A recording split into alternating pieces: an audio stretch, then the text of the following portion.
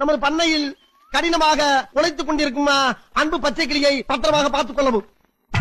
ஏனென்றால் அவன் என் கண்ணுக்குள்ளே திரிகிறான்.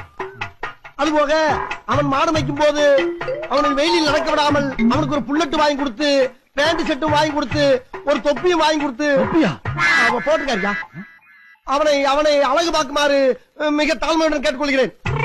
அதுபோக அவனை கயிற்று கட்டில் போட்டு வெளியில் படுக்க விடாமல் ஒரு பஞ்சுமத்தை வாங்கி கொடுத்து அவனுக்கு ரூம்பு போட்டு ஏசி போட்டு தருமாறு கேட்டுக்கொள்கிறேன்.